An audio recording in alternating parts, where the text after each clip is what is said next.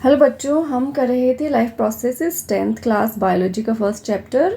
कुछ प्रोसेसेस हम ऑलरेडी पिछले वीडियोस में कर चुके हैं। लास्ट वीडियो में हमने किया था ट्रांसपोर्टेशन इन एनिमल्स, उसी का सेकंड पार्ट है transportation in plants. Okay, let us see how the substance is transported inside the plant. So transportation in plants is an essential or vital process that allows the movements of essential nutrients, water and other substances throughout the plant. ठीक है, जैसे animals में भी transportation very important because सारे ही nutrient जो है हर body organ में पहुंचना ज़रूरी है, वैसे ही प्लांट्स के लिए भी ये प्रोसेस बहुत ज़रूरी है बिकॉज जो भी न्यूट्रिएंट्स हैं प्लांट के हर पार्ट में, लीफ में, स्टेम में, रूट में पहुंचना ज़रूरी है। न्यूट्रिएंट्स के साथ साथ वाटर और जो भी फूड प्रोड्यूस होगा वो सब चीज़ें ट्रांसपोर्ट होनी नेसेसरी हैं प्लांट के हर पार्ट्स में। Unlike animals, plants do not possess a circulatory system. ठीक है, बिकॉज स्ट्रक्चर्स डिफरेंट हैं एनिमल्स और प्लांट्स के। तो एनिमल्स में जो सर्कुलेटरी सिस्टम बहुत ज़रूरी है ट्रांसपोर्टेशन के लिए, लेकिन प्लांट्स में ऐसी रिक्वायरमेंट्स नहीं हैं।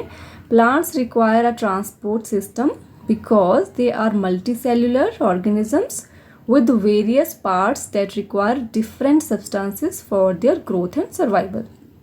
ठीक है बेटा, जैसे प्लांट्स हैं तो मल्टी सेल्यूलर ऑर्गेनिजम्स और उसमें बहुत सारे पार्ट्स हैं, तो जो भी न्यूट्रिएंट्स हैं वो हर पार्ट को ग्रो करने के लिए और हर पार्ट की सर्वाइवल के लिए नेसेसरी हैं। तो दैट्स वाई हर चीज़ का ट्रांसपोर्टेशन नेसेसरी है। For example, roots need water and minerals. ठीक है, तो वहाँ तक वाटर और मिनरल कैसे ट्रांसपोर्ट होंगे। देन इन लीव्स में होनी है आपकी फोटोसिंथेसिस, तो कैसे कार्बन डाइऑक्साइड, सनलाइट वहाँ तक ट्रांसपोर्ट होनी है। Now simple diffusion can't distribute these two all parts of plant. देखिए, बिकॉज प्लांट क्या है, मल्टी सेल्यूलर, एक से ज़्यादा सेल है, कॉम्प्लेक्स स्ट्रक्चर है, उतना कॉम्प्लेक्स नहीं जितना ह्यूमंस का है, but still it is little complex. तो सिंपल डिफ्यूजन से उसकी सारी जो रिक्वायरमेंट है, यूनिफॉर्मली जो न्यूट्रिएंट्स हैं वो पूरे प्लांट में डिस्ट्रीब्यूट नहीं हो सकते।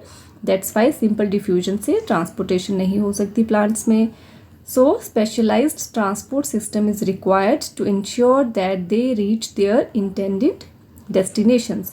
इसलिए जो उनका ट्रांसपोर्ट सिस्टम है किसका, प्लांट्स का, वो इस तरह से होता है सो दैट कि जो भी रिक्वायरमेंट्स हैं वो पूरी तरह से हर एक पार्ट में पहुँचे। Okay, now we'll see how the transport system of plant works. The transport system in plants is composed of two main conductive tissues. तो जैसे हमारे ह्यूमंस में सर्कुलेटरी सिस्टम में काफ़ी सारे ऑर्गन्स वर्क करते हैं, यहाँ पे दो मेन टाइप के कंडक्टिंग टिश्यूज़ हैं जो इन दोनों चीज़ों को, वाटर, मिनरल्स एंड फूड को कंडक्ट करते हैं थ्रू आउट द प्लांट। उनके नाम हैं जाइलम एंड फ्लोएम। जाइलम जो है वो कंडक्ट करता है water and nutrients, whereas phloem जो है वो कंडक्ट करता है फूड को। फ्लोएम भी फो की साउंड करता है, फूड भी, तो आप यहाँ से याद रख सकते हो, phloem for food and xylem for remaining things that is water and minerals. पहले देखते हैं जाइलम का स्ट्रक्चर कैसा होता है। तो पहले तो ये कॉम्प्लेक्स टिश्यू है, जैसे आपने 9th क्लास में पढ़ा है टिश्यू चैप्टर में, simple tissues and complex tissues. तो सिंपल टिश्यूज़ क्या होते हैं, जो एक ही टाइप की सेल से बनते हैं, वेयरएज कॉम्प्लेक्स टिश्यूज़ क्या होते हैं, जो डिफरेंट टाइप की सेल से बनते हैं, उन्हें कंपाउंड टिश्यूज़ भी कहते हैं। तो जाइलम क्या है, एक कॉम्प्लेक्स टिश्यू है। क्योंकि ये कॉम्प्लेक्स टिश्यू है तो ऑब्वियसली इसमें एक से ज़्यादा टाइप की सेल्स होंगी, तो it contains 4 types of cells. Xylem एक कॉम्प्लेक्स टिश्यू है, उसमें 4 टाइप्स की सेल्स हैं। उनके नाम हैं tracheids, vessels, xylem parenchyma and sclerenchymal fibres. ठीक है, जाइलम को ही हम वुड भी कहते हैं। जो भी वुडी पार्ट आपको दिखता है ना आउटर स्टेम में, वो सारा का सारा उसके अंदर कौन से टिश्यूज़ हैं, जाइलम टिश्यूज़ प्रेजेंट हैं। तो हमने कहा इसमें 4 टाइप्स की सेल्स हैं, तो अब उनको थोड़ा सा डिटेल में देखते हैं। फर्स्ट है आपका vessels. These are most abundant, सबसे ज़्यादा मात्रा में जाइलम टिश्यू के अंदर जो सेल्स पाई जाती हैं those are vessels, that's why these are most abundant, सबसे ज़्यादा क्वांटिटी में। सेकेंड, ये वेसल्स कैसी होती हैं, ये सेल्स कैसी हैं, डेड सेल्स हैं, लॉन्ग साइज की होती हैं एंड मल्टी सेल्यूलर, एक से ज़्यादा सेल्स का बंडल है ये। Then these cells are tubular and placed end to end, means एक तो ये ट्यूब की शेप की होती हैं और किस तरह से प्लेसमेंट होता है इनका inside the xylem, end to end, like जैसे आपका ये एक सेल है तो दूसरा सेल उसके एंड पे इस तरह से कनेक्टेड होगा, ठीक है, end to end. Their ends are dissolve to form the continuity. अब जैसे हमने कहा कि दो एंड्स यहाँ पे मिल रहे हैं, इसके दो एंड्स इस तरह से ज्वाइंट हैं, तो जो आपके ताकि अच्छे से कंटिन्यूस पाथ बने, ये दोनों पार्ट्स होते हैं आपस में डिजॉल्व होकर सॉर्ट ऑफ वन आपकी ट्यूब दिखाई देती है ये। तो their ends are dissolve to form the continuity. Next है आपकी ट्रैकिड्स, इनकी जो एंड वॉल्स होती हैं दे रिमेन इंटैक्ट, जुड़ी रहती हैं, and are perforated only by small holes and are lignified. What it says, tracheids जो हैं वो भी आपकी वेसल्स की तरह ही होती हैं, और उनकी जो एंड वॉल्स हैं, ये भी ट्यूब स्ट्रक्चर्स होता है, इनकी जो एंड वॉल्स हैं वो एक दूसरे के साथ इंटैक्ट जुड़ी रहती हैं, और कैसी होती हैं, परफोरेटेड। परफोरेशन का मतलब जिसमें कि स्मॉल पोर्स होते हैं, चीज़ें अंदर बाहर आ जा सकती हैं, तो ये परफोरेटेड होती हैं, उसमें स्मॉल स्मॉल होल्स प्रेजेंट होते हैं, और इनकी सेल वॉल्स कैसी होती हैं, लिग्निफाइड। लिग्निफाइड जिसमें कि लिग्निन की डिपोजिशन होती है आउटर लेयर की इनसाइड। देन नेक्स्ट है आपका जाइलम पैरेन्काइमा।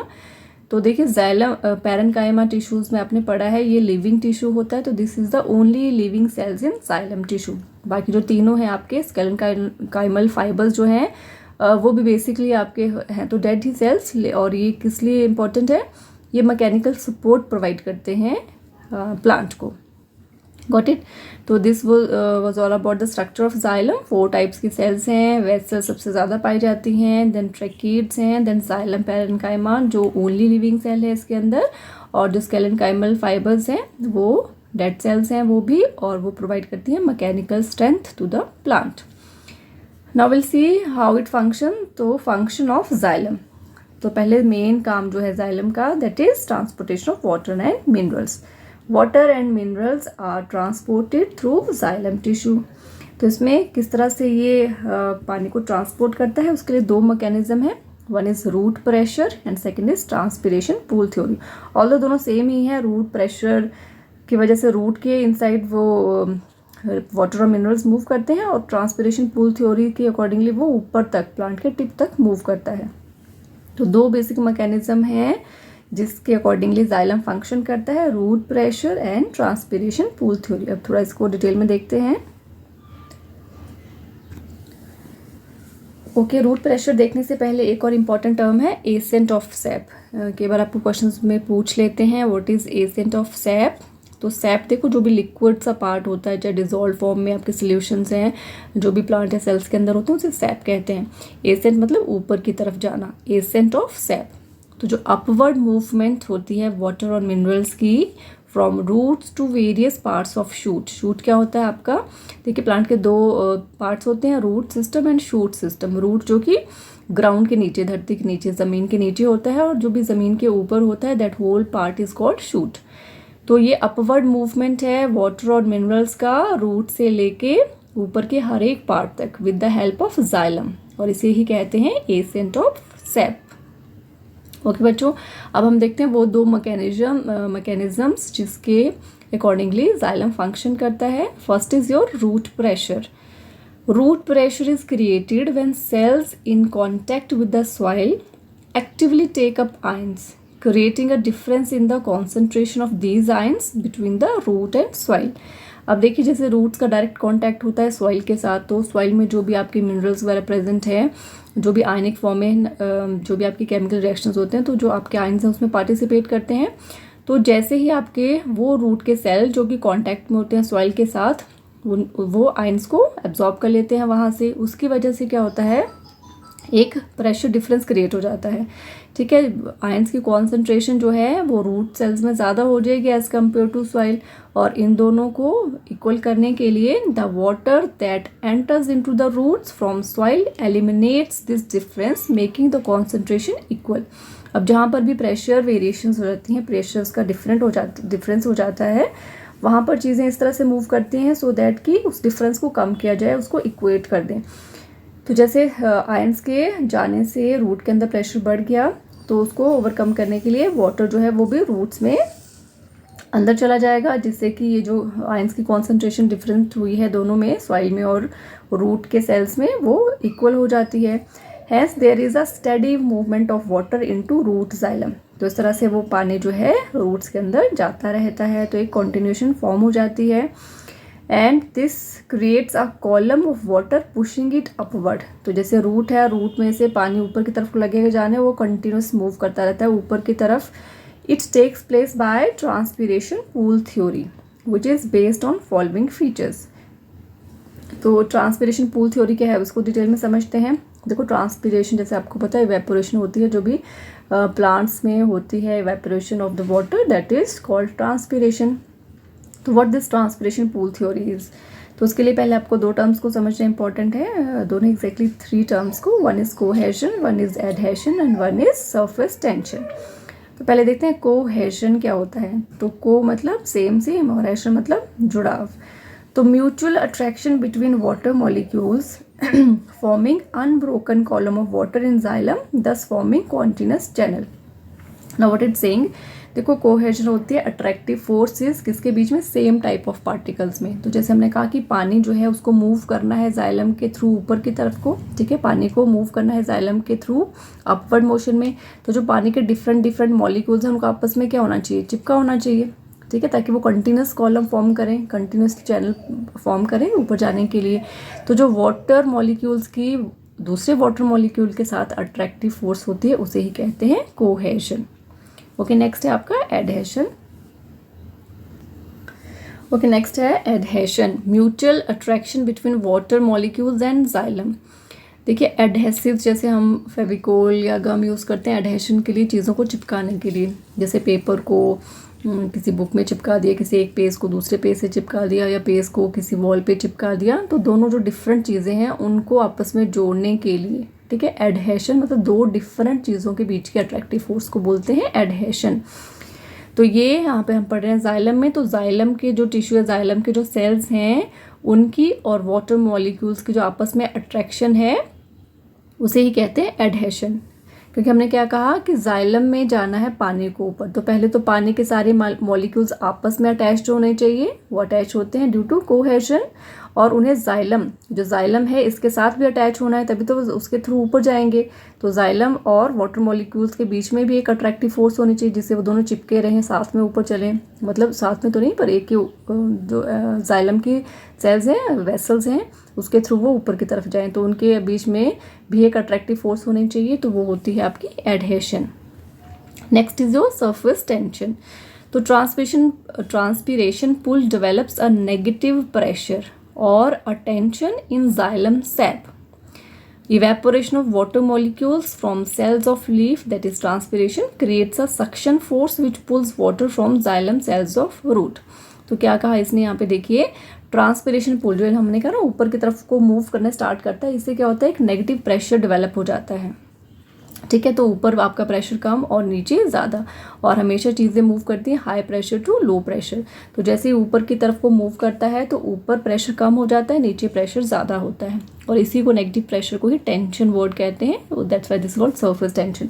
तो जाइलम का जो भी सैप है, जो भी लिक्विड है, वाटर प्लस मिनरल, वो सारे जो है ऊपर की तरफ प्लांट के टॉप में जो है प्रेशर, वो नेगेटिव प्रेशर कम हो जाता है। उससे क्या होता है, वो ऊपर की जो सेल हैं लीफ की, वो क्या करती हैं, एक जैसे उसमें से ट्रांसपिरेशन होगी, वाटर इवेपोरेट होगा, तो नीचे से वो और खींचेंगे जोर से, इसको सक्शन फोर्स कहते हैं। जैसे वैक्यूम लगाता है ना सक्शन फोर्स, तो वैक्यूम क्लीनर जैसे करता है, तो ये सक करने लगती है, यानी कि नीचे से और पानी को ऊपर की तरफ खींचेंगे। तो इस तरह से जो वाटर है वो जाइलम के सेल्स में जाएगा, कहाँ से, रूट से। This is called your transpiration pull theory. ऊपर नेगेटिव प्रेशर क्रिएट हो जाता है जिससे कि वो जोर से सक करता है, नेगेटिव प्रेशर की वजह से वो प्रेशर डिफरेंस क्रिएट होता है, और जब भी प्रेशर डिफरेंस होता है तभी चीज़ें मूव करती हैं। तो इस तरह से वाटर जो है, वाटर प्लस मिनरल, वो जाइलम में अपवर्ड मूव करते हैं। इसमें एक और टर्म के बारे में आपको क्वेश्चन पूछ लेते हैं, ट्रांसपीरेशन, जो आपने ऑलरेडी लोअर क्लासेस में भी पढ़ा है। What is transpiration? The plants absorb water in large quantities from soil, but only a small portion of this enters into the composition of plant. क्या बोल रहा है, जैसे कि आप देखो, जैसे हम प्लांट्स में पानी देते हैं, तो आप जितना मर्जी प्लांट में पानी दे दो, वो सारा यूज़ कर लेता है। तो उसमें से कुछ एक तो उसको फोटोसिंथेसिस के लिए, या जहाँ पर भी प्लांट में रिक्वायरमेंट है, जो उसका कॉम्पोजिशन है, वाटर मॉलिक्यूल भी उसके कॉम्पोजिशन में होते हैं, तो वो वाटर तो वहाँ यूज़ हो जाता है, लेकिन वो बहुत कम वाटर उसकी रिक्वायरमेंट होती है। जो भी एक्स्ट्रा वाटर है वो सारा का सारा जो है लीव्स में स्टोमेटा के थ्रू इवेपोरेट हो जाता है, जिसे ट्रांसपिरेशन कहते हैं। तो most of the water is lost by the aerial parts. Aerial parts कौन से होते हैं? वो पार्ट्स प्लांट के जो हवा के कांटेक्ट में, यानी कि अर्थ के ऊपर, जो शूट सिस्टम के पार्ट्स होते हैं, ऊपर वाले, टॉप वाले। तो most of the water is lost by aerial parts of plant in the form of water vapours, and the evaporation of water from the surface of aerial parts of the plants is called transpiration। तो ये आपको definition पूछ सकते हैं। अब transpiration जो है plants में वो कितने टाइप्स की होती है? तो ये फर्दर 3 टाइप्स की होती है, स्टोमेटल, क्यूटिकुलर और लेंटिक्यूलर। स्टोमेटल ट्रांसपिरेशन जो स्टोमेटा से होते हैं। स्टोमेटा क्या होते हैं? टाइनी पोर्स जो लीव्स पे प्रेजेंट होते हैं। तो 80 to 90% पानी जो है, जो आपका ट्रांसपिरेशन में लॉस्ट होता है प्लांट का, उसमें से मोस्ट ऑफ द पार्ट जो है 80 to 90% वो स्टोमेटल ट्रांसपिरेशन से ही इवेपोरेट होता है। सेकेंड आपका क्यूटिक्यूलर ट्रांसपिरेशन। तो क्यूटिकल्स क्या होते हैं आपके? जो प्लांट की आउटर कवरिंग होती है सारी, ठीक है, वो सारे को ही हम बोलते हैं क्यूटिकल्स। तो वहाँ से जो ट्रांसपिरेशन टेक प्लेस होती है दैट इज कॉल्ड क्यूटिक्यूलर ट्रांसपिरेशन। तो इसमें क्या होता है, जो आपके क्यूटिकल बाहर वाली जो परत है वो, उसमें से जैसे आपकी जो आउटर लेयर होती है उसे हम एपिडर्मिस बोलते हैं। तो जो लोअर एपिडर्मिस और अपर एपिडर्मिस की लेयर होती है सेल्स की, वो उसमें से डिफ्यूजन होता है। जो एक्सेस वाटर है वो एटमॉस्फेयर में चला जाता है, तो वहाँ से भी ट्रांसपिरेशन होती है। और यहाँ पे जो टोटल ट्रांसपिरेशन होती है पानी की पूरे प्लांट में, उसका 3 to 9% जो है वो क्यूटिकुलर ट्रांसपिरेशन से जाता है। नेक्स्ट है आपका लेंटिक्यूलर्स। तो लेंटिकल्स क्या होते हैं? जैसे आपने बड़े बड़े प्लांट्स में या ट्रीज़ में देखा होगा, उनके स्टेम पे आपको एक ओपनिंग से दिखती है, खुलापन सा ना, वो केवल लाइंस की फॉर्म में या उभरे हुए से पोर होते हैं। तो दीज आर माइन्यूट, बहुत छोटे छोटे परमानेंट ओपनिंग्स, ठीक है, जो डेवलप हो जाती है during the time period in the stem.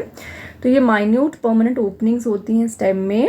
जो भी वुडी प्लांट्स होते हैं ना, जिनका स्टेम काफ़ी वुडी होता है, ट्रीज़ जो बड़े टॉल ट्रीज़ भी होते हैं वो, तो वहाँ पे ये लेंटिकल्स होते हैं, परमानेंट ओपनिंग्स होती हैं। केवल लाइंस की फॉर्म में होती हैं, केवल ऐसे वर्टिकल लाइंस या हॉरिजॉन्टल लाइंस की फॉर्म में कट से दिखते हैं आपको उसके ऊपर, उन्हीं लेंटिकल्स कहते हैं। तो 0.1% जो टोटल वाटर लूज करते हैं प्लांट्स, उसका 0.1% जो है वो लेंटिक्यूलर ट्रांसपिरेशन से इवेपोरेट होता है। ओके बच्चों, नेक्स्ट है आपका फैक्टर्स अफेक्टिंग ट्रांसपिरेशन। तो ये भी आपने ऑलरेडी पढ़ा है, ट्रांसपिरेशन किस वजह से ज़्यादा या कम होती है। तो 2 फैक्टर्स हैं, एक्सटर्नल फैक्टर्स और इंटरनल फैक्टर्स। एक्सटर्नल फैक्टर्स में आएगा लाइट, जैसे ज़्यादा सनलाइट है तो इवेपोरेशन रेट जो है वो ज़्यादा होगा। ज़्यादा धूप होती है तो जल्दी जल्दी पानी इवेपोरेट होता है ना, सिमिलरली। ह्यूमिडिटी ऑफ एयर, अगर एयर में ह्यूमिडिटी ज़्यादा है तो ट्रांसपिरेशन का रेट थोड़ा कम होगा, एंड वाइस वर्सा, ठीक है। देन टेम्परेचर, ज़्यादा टेम्परेचर होगा तो जो ट्रांसपिरेशन है वो भी ज़्यादा होगा। हवा तेज़ चलेगी तो भी ट्रांसपिरेशन का रेट इंक्रीज़ करेगा। देन अवेलेबिलिटी ऑफ वाटर, देखिए पानी तभी ट्रांसपिरेट होगा, इवेपोरेट होगा जब वो अवेलेबल होगा। तो जितना ज़्यादा पानी अवेलेबल होगा ट्रांसपिरेशन रेट उतना ही ज़्यादा होगा। तो सारे एक्सटर्नल फैक्टर्स हैं। Next will see internal factors जो कि अफेक्ट करते हैं ट्रांसपिरेशन को। वन इज़ थिक क्यूटिकल्स, कुछ जो आपके प्लांट्स हैं उनके ऊपर जो कवरिंग होती है वो काफ़ी थिक होती है, आउटर लेयर जो उनकी होती है। Then waxy coating on leaves, जैसे आप बनाना ट्रीज वगैरह, बनाना की लीव्स देखते हो, ठीक है, तो ऐसा लगता है पूरी वैक्स की उसके ऊपर एक कोट है, पानी अंदर जाता ही नहीं है। तो waxy coating on leaves. Then sunken stomata, है ना, जो आपके स्टोमेटा बिल्कुल धसे हुए नीचे की तरफ होते हैं, सिंक कर जाते हैं अंदर की तरफ को, बहुत छोटे साइज़ के होते हैं। Then covering of dead hair on leaves, अगर लीव्स के ऊपर जो है हेयर की अच्छी खासी परत है, हेयर की अच्छी खासी लेयर है जो कि डेड हेयर है बेसिकली, तो ये सारे फैक्टर जो हैं वो क्या करते हैं, ट्रांसपिरेशन के रेट को डिक्रीज कर देते हैं, कम कर देते हैं। और ये तो सारे प्लांट के अंदर की बातें हैं, that's why these are called internal factors. तो देखिए ये सारी चीज़ों की वजह से ही, जैसे अपने ज़ीरोफाइट्स के होते हैं जो कम पानी वाली जगह पे जो प्लांट्स होते हैं, जैसे कैक्टस हो गया, उन्हें कहते हैं हम ज़ीरोफाइट्स। तो that is why these adaptations are found in xerophytes, क्योंकि ये सारी चीज़ें जो हैं वो ट्रांसपिरेशन के रेट को डिक्रीज़ करती हैं। दैट्स वाई ये सारी जो एडेप्टेशंस हैं किस में पाई जाती हैं, ज़ीरोफाइट्स में पाई जाती हैं, जो कम पानी वाली जगहों पर प्लांट्स होते हैं। Okay, next will see transportation of food and other substances. अभी हमने सिर्फ देखा था वाटर और मिनरल्स कैसे ट्रांसपोर्ट होते हैं प्लांट्स में। नाउ विल सी फूड, जो कि कौन सिंथेसाइज करता है, लीव्स सिंथेसाइज करती हैं, लेकिन लीव से उसको हर जगह पहुंचना है, टिप प्लांट के टिप से टो यानी कि रूट तक, सारी ब्रांचेस में, फ्रूट सीड हर जगह पे पहुंचना है। अब देखिए जैसे वाटर और मिनरल्स को सिर्फ रूट से ऊपर की तरफ को जाना है, तो जो जाइलम होता है उसमें यूनिडायरेक्शनल फ्लो होता है, एक ही तरफ को, नीचे से ऊपर की तरफ को, थोड़ा बहुत इधर उधर जाता है वो डिफ्यूजन की वजह से, अदरवाइज मेन जो उसका एसेंट है वो ऊपर की तरफ ही होता है। लेकिन जो फ्लोएम है उसका क्या काम होना चाहिए कि हर डायरेक्शन में, कि मल्टी डायरेक्शन, हर डायरेक्शन में जो है खाने से जो न्यूट्रिएंट्स है वो हर डायरेक्शन में ट्रेवल करनी चाहिए, ट्रांसपोर्ट होने चाहिए। ओके, विल सी फ्लोएम क्या है।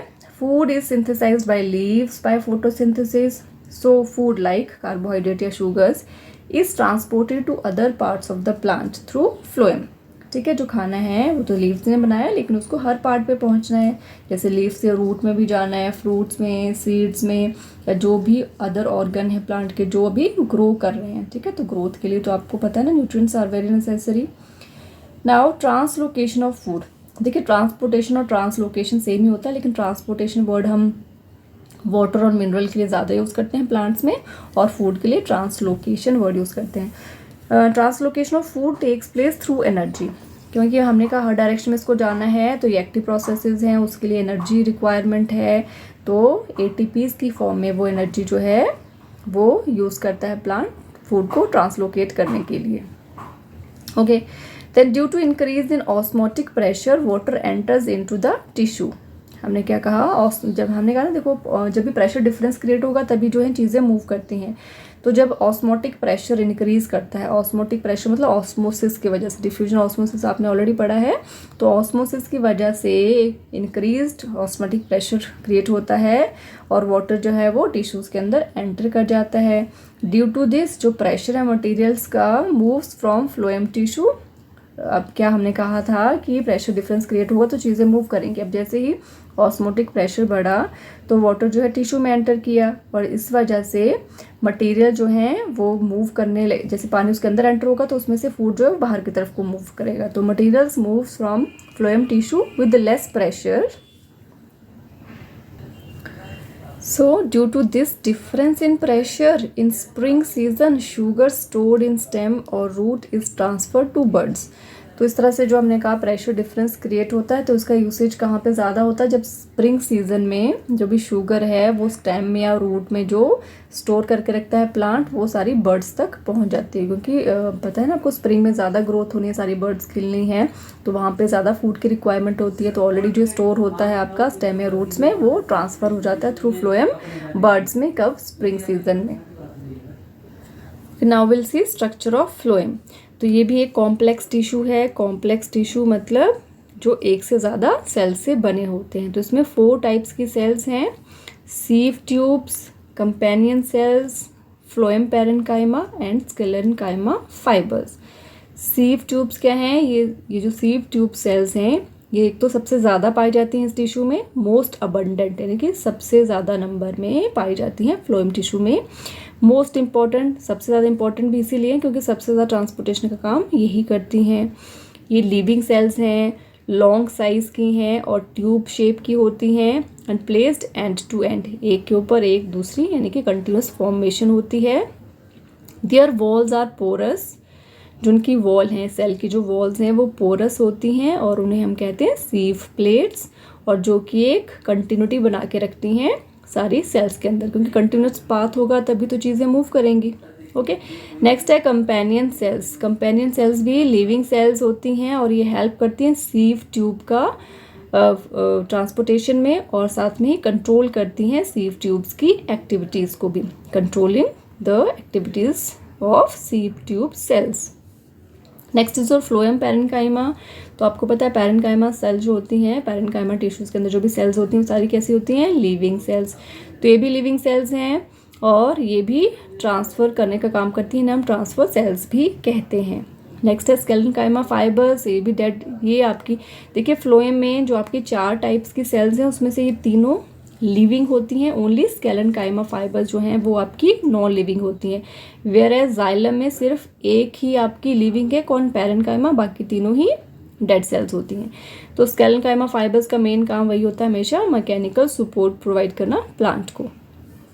ना थोड़ा ये सारा हमने देख लिया, इसको थोड़ा समराइज कर लेते हैं। तो translocation of food and other substances take place in the sieve tube with the help of adjacent companion cells, है ना, बिल्कुल साथ में जुड़ी होती हैं इसके, both in upward and downward directions.